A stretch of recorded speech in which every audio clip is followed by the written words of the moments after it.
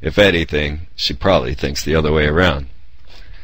But when we start to look at the world and you want to attack and address and hit upon all of these issues, all of the things going on, and this is something that really struck home with me. Now, I traveled this nation from about 93 till 99, and I did find a wonderful world out there. I did find nothing but amazing, generous, loving, nurturing, caring people. It is my karma to find such things, I believe, but still I know that there is more good than bad. And as I did travel throughout all of these things, I did start to discover that there was a miraculous force guiding me beyond things that I could possibly understand, leading me to things that I couldn't believe. And then I began to come awake and aware of the political spectrum around me. You realize that at about this time, this is when Clinton started to take over things like Waco and Ruby Ridge and other nefarious Oklahoma City actions going on. And I started to become aware of this outer spectrum. The thing that struck home with me was the recognition that there was another life that I was existing before I knew any of this stuff. And as I became informed and aware, then yes, I went through the different cycles of grief that all of us do, and we realize we've been duped. And I felt anger. I felt sorrow.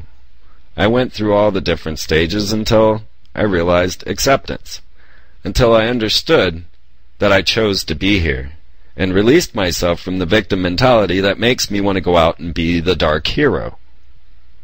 The enemy is manufactured. Always has been. Your hero is manufactured. Always has been. So the idea that you're going to fight some force for some other force is showing that you have been misguided. And we can't help it. We've been programmed since children. What are we going to do? We know hardly any different. But the more we start to discuss with one another, the more that we meet and share with each other, the differences begin to come. And this is where I differ from many of the people that you listen to in the conspiracy network, and why I am able to speak of love and smelling the flowers. Because I've met more people than anyone that I know, and anyone definitely within this type of network. Because most of the time, conspiracy theorists don't get along with people all that well. But I've always been one in wonderment, one that's a dreamer, one that's into interesting and intriguing things, not to say that people were any more happy to hear about the things I had to say, but I was also in a wonder world and was able to express great amounts of joy and expression and love and show the world that we were all fine and getting along. And it's this message that is completely forgotten and left out from all of the methods of indoctrination that we receive. That's where they lose control. This is the chaos they wish to create order out of. But the chaos functions just fine. Ask any mathematician. There's nothing wrong with a fractaled world. They want to create order out of this chaos. And who's doing it for them? We are. As this poor man in my email thinks that the evil is coming from outside, when we must realize that the evil is generated by us. Because we support the system that creates it. We are building our own walls. They may not look like walls. They actually look like Telsats, satellites, space-based lasers, moon bombings, Large Hadron Colliders, and credit cards. We build our own walls. We allow this wall to be created. Why are you working for Walmart? Why are you working for Target? Why are you working at all? To sell Chinese crap to a bunch of other people so that you can feel satisfied and go home and sit and say, well, I did my part for the system today. It's never going to change that way. But recognize that those that be, the powers that are, have changed the world already. And you're already written out of the script.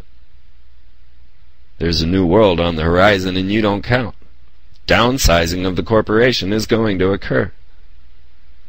So what we must recognize right away is that we're always in a doomsday scenario. Are you not going to die?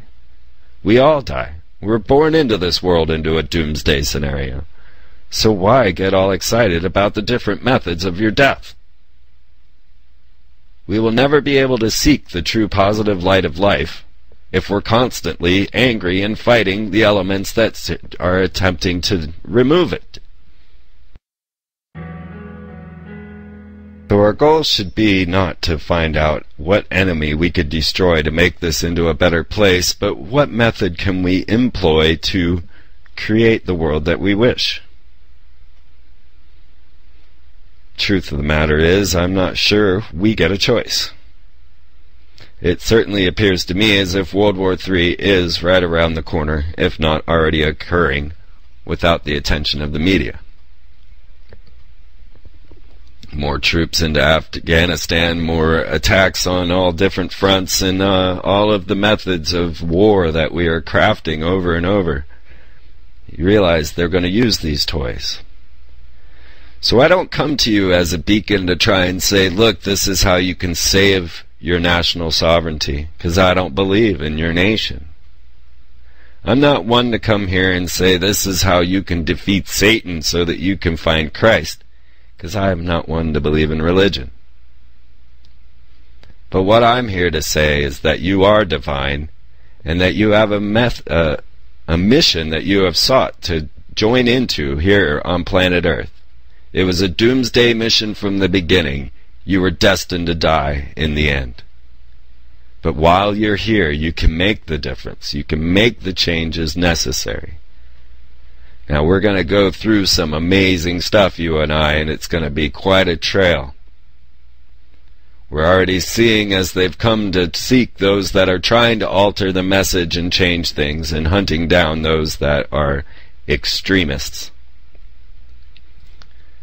We can see as the velvet glove, the iron fist closes. What needs to be salvaged is our very souls. This is what needs to come through on the other side. Because just like a storm, this will pass, and that's where we're at, and it's going to come like a thief in the night, as they have projected and predicted through the Bible. But this is a script that they are following. For me, it's too much to look at the signs and symbols and to find all of this recognition to Satan on all of the different efforts that they're doing at this time, as they introduce the W and now the lightning from heaven. This is a script that they are writing and they are following, and they know the psychological effects that it'll have on you.